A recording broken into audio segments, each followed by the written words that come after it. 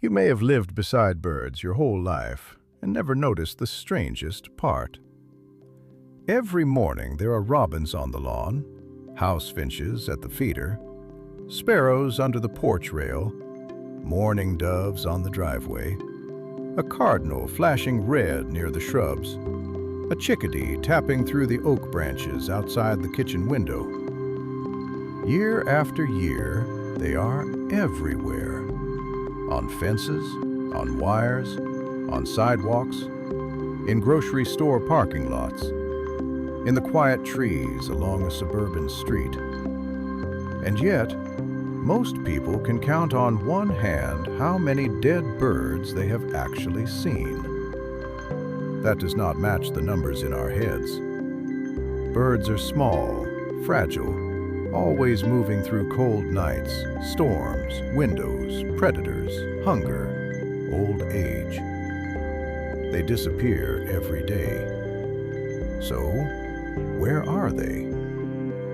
The question feels simple, until you stand at the window before sunrise and look at your own backyard. The feeder hangs still. One branch near it is empty. A single feather lies in the grass, stuck with dew. A crow watches from the roofline, silent in a way that makes the yard feel already finished with something you missed. There is no dramatic scene, no clear answer waiting in the open. Just lawn, shrubs, a wooden fence, and the uneasy feeling that the night had a life of its own. And here is the part people rarely think about. The birds do not vanish into mystery. They vanish into places we almost never check, at hours when we are asleep, through the work of animals that move before the coffee is made and before the driveway dries. The backyard looks calm because by the time we see it, the evidence has already been moved, hidden, scattered, or folded back into the ordinary world. In the morning, the yard can look almost too normal. The grass is wet. The porch steps are dark from last night's rain. The feeder swings a little, though there is no wind you can feel. A northern cardinal lands on the wooden fence, looks once toward the shrubs, and leaves. Under the oak tree, there is only one small feather pressed flat against the lawn. Most people walk past it with a trash bag in one hand or a mug in the other. They see the driveway, the mailbox, the same bushes by the garden edge. They do not see an ending. They see a yard. And this is where many people are wrong. They imagine that if a bird dies nearby, it should be obvious, lying in the open like an object misplaced on the grass. But birds rarely remain where human eyes expect them to be. A sick bird may not fall in the middle of the lawn. A hunted bird may not stay where the chase began. A small body under leaves, behind a shed, beneath dense shrubs, or tucked near the foundation can become almost invisible from 6 feet away. Feathers blend with mulch. Brown sparrows disappear against dry leaves. A mourning dove's soft gray can vanish in shadow under a porch. There is no need for anything supernatural. The ordinary design of a backyard is enough. Branches cover. Grass hides. Fences block the angle. We usually look across a place, not into it. We scan the feeder, the open lawn, the bare branch near the window. But the real story often settles lower, deeper, tighter against the edges. The yard has corners our eyes skip. That is why the calm feels so strange. It is not empty. It is simply better at hiding things than we are at noticing them. A robin that feels wrong does not announce it. It does not choose a dramatic place where someone can understand what is happening. It may hop once beneath the shrubs, pause near the garden edge, then slip into the dense green where the leaves close behind it. From the kitchen window, it looks like the bird has simply moved on. Maybe it has. Maybe it has not. When a bird is weak, cold, injured, exhausted, or near the end of its strength, being visible is dangerous. Open grass is danger. A fence rail is danger. The top of a feeder is danger. A bird that cannot fly well, react fast, or judge distance has one remaining advantage: cover.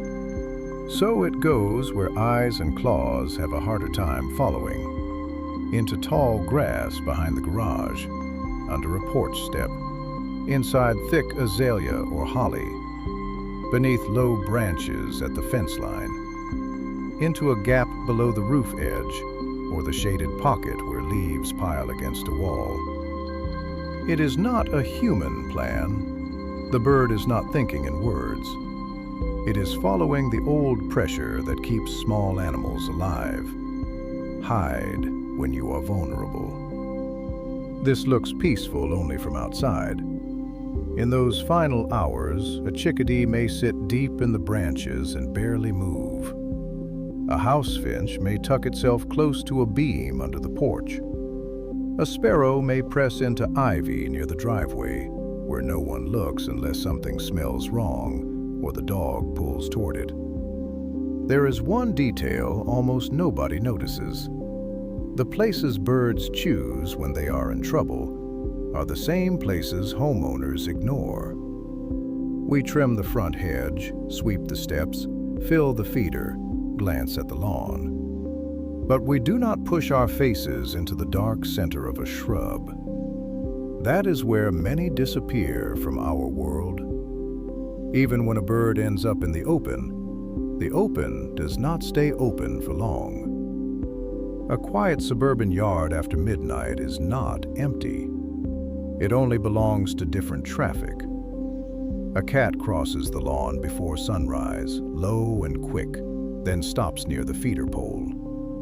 A raccoon works along the fence, its shape moving through shadow like a piece of the night coming loose. An opossum noses through leaves near the shed. Later, just before the sky turns pale, an American crow drops to the grass, watches, steps, waits. Blue jays call from the oak tree when the light comes up, sharp and restless.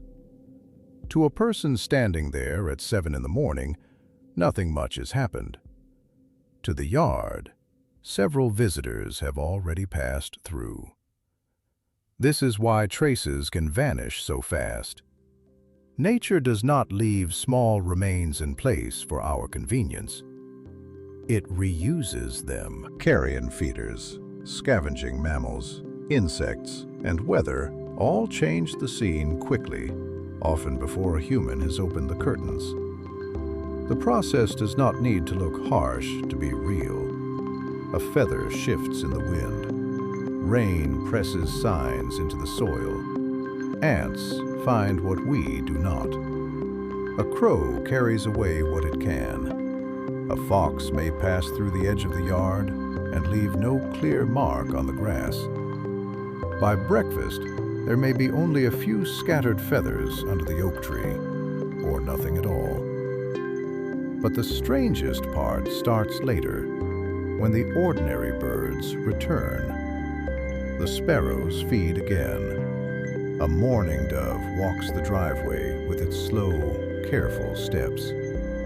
The feeder looks busy, almost cheerful, and that is what fools us. We measure the night by what remains in the morning. The yard measures it by what has already been taken away. Sometimes the bird is gone before it ever reaches the ground. A hawk can come through a backyard like a shadow with weight, and all the small birds know it before you do. 1 second, there are house finches at the feeder. The next second, the feeder is swinging empty, the shrubs are still, and a blue jay is calling from the oak in a hard, broken rhythm. You step to the window and see nothing except a branch moving where something large has just passed. That silence is a clue. Predators rarely leave a neat picture in the place where people expect to find one. A hawk may carry its catch to a higher branch, a roofline, or a hidden perch beyond the fence. An owl may work the yard at night and be gone before the porch light clicks on. A cat may pull its attention toward the side of the house, under a bush, behind a stack of firewood. Even the place where the feathers fall may not be the place where the bird's final moments happened. That confuses people. They find a small scatter near the feeder and assume the whole event unfolded there. Often, it was only the start, or only the sign left after movement. The rest has shifted out of sight. A crow on the roofline may know more than the person below it. A raven, in places where ravens live near wooded neighborhoods, may watch from farther back, patient and quiet. These birds are observers as much as scavengers, always reading the ground. And there is one thing they read better than we do: interruption.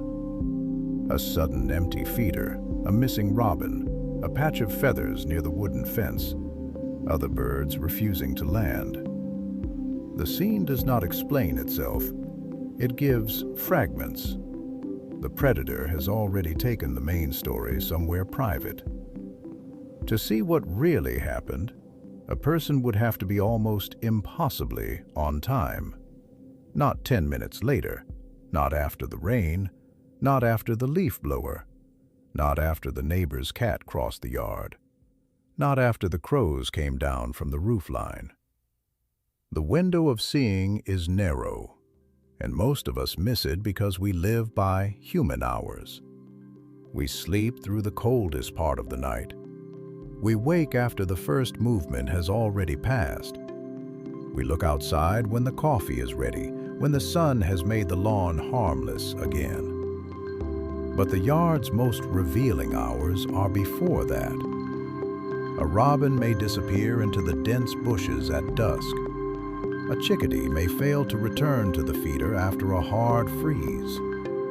A sparrow may end up hidden under leaves beside the driveway. By morning, wind has moved the loose feathers, rain has softened the tracks, and the animals that patrol the dark have already done their work. This is why it can feel as if birds simply vanish. The timing is against us. The place is against us. Even our habits are against us. We look where there is light. We notice movement more than absence. A missing bird does not pull the eye the way a living bird does. The empty branch near the feeder barely registers unless you remember who used to sit there. And then there is the speed of the cleanup. A quiet driveway after night can hold no visible clue at all, even if something happened beside it hours before. That is the small, unsettling trick of familiar places. They reset themselves. The lawn looks like lawn again. The shrubs look like shrubs again. The street sounds normal. Only a crow watching from the roof, or a jay refusing to settle, may hint that the yard remembers more than it shows. Other birds notice more than we give them credit for, but not in the human way people like to imagine. When an American crow calls from the roofline and another answers from the maple down the street, it can make the whole block feel tense. A blue jay may scream from a branch above the garden edge, then hop closer, then pull back.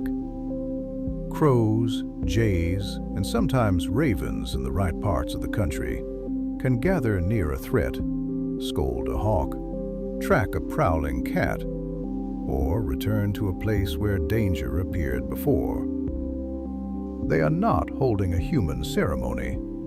They are collecting information. That difference matters. A crow near a quiet patch of lawn may be watching for movement. A blue jay may be warning others away from an owl hidden in the pine. Several crows may stand around a place not because they understand death as people do, but because a dead bird, a predator, or a strange stillness tells them something useful about risk. The yard becomes a map of danger.